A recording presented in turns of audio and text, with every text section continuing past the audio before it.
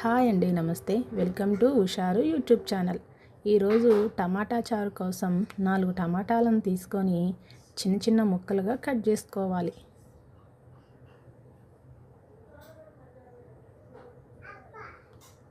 ఇలా చిన్న చిన్న ముక్కలుగా కట్ చేసుకున్న తర్వాత మిక్సీ జార్లోకి వేసుకొని మిక్సీ పట్టుకోవాలి. ఈ మిశ్రమం మొత్తాన్ని ఒక గిన్నెలోకి తీసుకోవాలి. నానబెట్టిన చింతపండు రసాన్ని ఈ మిశ్రమంలో వేసుకొని కలుపుకోవాలి. మన పులుపు టేస్ట్ వరకు చూసుకొని కలుపుకోవాలి.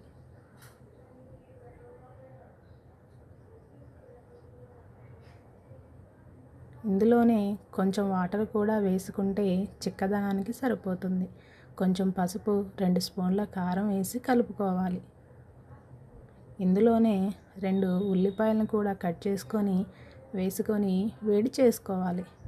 ఈలోగా దీనికి మసాలా కోసం 1 స్పూన్ ధనియాలు, 1 స్పూన్ మెంతులు, 1 స్పూన్ జీరా, 1 స్పూన్ పచ్చిశనగపప్పు వేసి ఎండుమిర్చి కూడా వేసి మిక్సీ పట్టుకొని ఇందులో 2 స్పూన్ల మసాలాని ఇందులో వేసి మరిగించుకోవాలి. కొంచెం కొత్తిమీర కూడా వేసుకొని ఉప్పు వేసుకొని కలుపుకొని మరిగించుకోవాలి. ఇలా మరుగుతుండగా స్టవ్ ఆఫ్ చేసి పోపు కోసం పోపు కడాయి పెట్టి ఆయిల్ వేసి పోపు దినుసులు అన్నీ వేసి 4 వెల్లుల్లి రెమ్మలు, 1 ఎండుమిర్చి, కొంచెం కరివేపాకు, కొంచెం ఇంగువ పొడి కూడా వేసుకొని మొత్తాన్ని కలుపుకోవాలి. ఈ కలుపుకున్న మిశ్రమాన్ని ఈ చారు గిన్నెలో వేసుకొని పూర్తిగా కలిసేలాగా కలుపుకోవాలి.